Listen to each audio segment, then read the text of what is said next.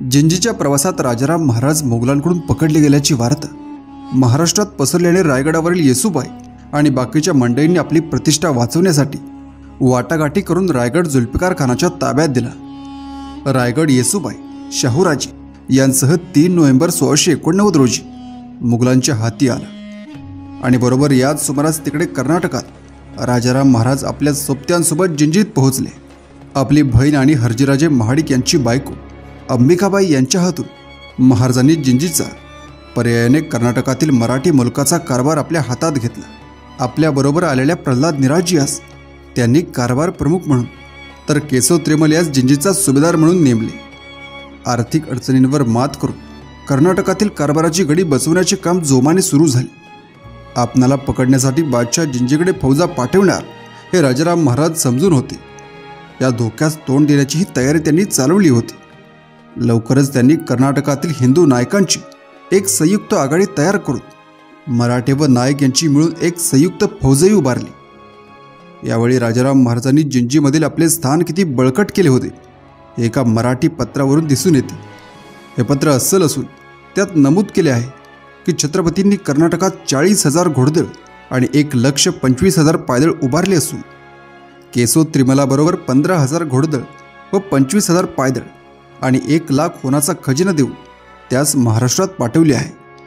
असे दिसते की ही फौज आल्यानंतर महाराष्ट्रातील रामचंद्रपंत, शंकराजी नारायण, संताजी, धनाजी आदी नेत्यांना मोठी उमेद पैदा होऊन त्यांनी मोगली फौजांवर दमदार हल्ले चढवले आणि सर्जा खानाच्या पाडावासारखे नेत्रदीपक विजय प्राप्त केले। दरम्यान जिंजी जिंकून राजाराम महाराजांना पकडून आणण्यासाठी बादशाहाने रायगड विजेत्या जुल्फिकार खानास फौजेसह कर्नाटकात रवाना केले होते। खान जिंजीकडे येत असता त्याला अडवण्यासाठी राजाराम महाराजांनी पाठवलेली मराठी नायकांची संयुक्त फौज पराभूत होऊन माघारी आली होती आणि खान विजयी घोडदौड करीत जिंजीच्या समोर तो किल्ला घेण्यासाठी उभा ठाकला होता। लवकरच उभयपक्षी लढाई सुरू झाली होती। एवढ्यात राजाराम महाराजांनी आपल्या मुत्सद्देगिरीने खानाच्या छावणीतच भेद निर्माण करून मोगलांचा आवेश खच्ची करून टाकला। मराठी राज्यावर पारखे होऊन मोगलांना मिळालेल्या व आता खानाच्या छावणीत असलेल्या नेमाजी शिंदे, माणकोजी पांढरे व नागोजी माने या बड्या मराठा सरदारांच्या मनात स्वराज्य व महाराष्ट्र धर्म यांची ईर्षा निर्माण करण्यात ते यशस्वी झाले। परिणामी हे मराठा सरदार मोगली छावणी सोडून आपल्या लष्करासह जिंजीत राजाराम महाराजांकडे आले। मोगलांच्या बाजूने त्यांच्या कर्नाटकातील जिंजी घेण्याच्या मोहिमेस बसलेला हा जबर धक्का होता, परंतु या धक्क्याने डगमगून न जाता जुल्फिकार खानाने जिंजीचा वेढा चालूच ठेवला। लहान सहान लढाई व मोहिमा तो करीतच राहिला, पण जिंजीसारख्या 5 किल्ल्यांच्या मिळून बनलेल्या प्रचंड किल्ल्यास परिणामकारक वेढा घालून शत्रू जेरीस आणणे ही सोपी बाब नाही हे खानाच्या लक्षात येऊन चुकले होते। ही वस्तुस्थिती त्याने बादशाच्या कानावर घातली होती।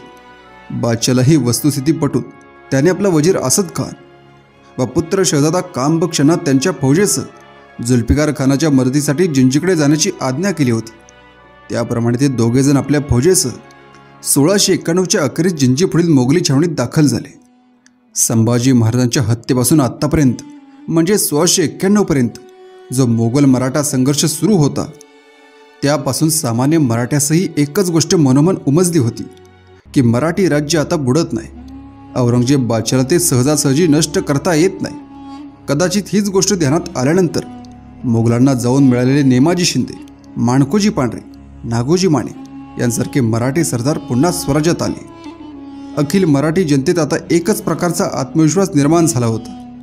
या सुमारात महाराष्ट्रात एक प्रकारे नवचैतन्याचे वारे कसे वाहत होते याचे दिग्दर्शन करणारे एक महत्त्वाचे पत्र उपलब्ध आहे। हे पत्र मावळ प्रांताचा सुभेदार महाजी श्यामराज या मराठा अधिकाऱ्याने तुर्क मोठेखोराच्या हवालदारास लिहिले आहे। हे पत्र 24 सप्टेंबर 1690चे आहे। त्यात महाजी म्हणतो, मोगलांची धामधूम आपल्या राज्यात आजी 30 वर्ष होत आहे। यामुळे मुलूक वैराण झाला। मुलखात मोगलाईचा अंमल चाललेला हल्ली श्रीकृपेने आपल्या राज्याचा मामला थाटात चालला आहे। रायगड नोव्हेंबर 1689 मध्ये मोगलांच्या हाती पडला तेव्हा आकाश कोसळल्यासारखी मराठ्यांची स्थिती झाली होती आणि अवघ्या वर्षभराने म्हणजे सप्टेंबर 1690 मध्ये मराठे मोठ्या आत्मविश्वासाने म्हणत होते की श्रीकृपेने राज्याचा मामला थाटात चालला आहे। छत्रपती शिवाजी महाराजांनी आपल्या प्रशासनाचा पाया म्हणून अष्टप्रधान मंडळाची निर्मिती केली होती राज्याभिषेक प्रसंगी या प्रधान मंडळास पूर्णत्व प्राप्त झाले होते. पुढे संभाजी महाराजांच्या कारकिर्दीत प्रधान मंडळाचे महत्त्व कमी झाले. यास प्रामुख्याने मोरोपंत पिंगळे व अनाजी दत्तो या लोकांचे राजद्रोही वर्तन कारणीभूत ठरले. संभाजी महाराजांचा आपल्या प्रधानांवरील विश्वासच नष्ट होऊन ते परप्रांतीय कवी कलश यांच्यावर अधिकाधिक विसंबून राहू लागले. त्यांच्या कारकिर्दीत प्रधान मंडळातील फक्त एकच प्रधानास महत्त्व होते आणि तो प्रधान म्हणजे सरसेनापती हंबीरराव मोहिते.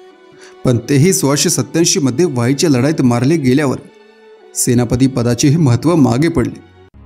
एवढेच नव्हे तर मोकळ्या पडलेल्या या पदावर त्यांनी कोणाची नेमणूकही केल्याची दिसत नाही.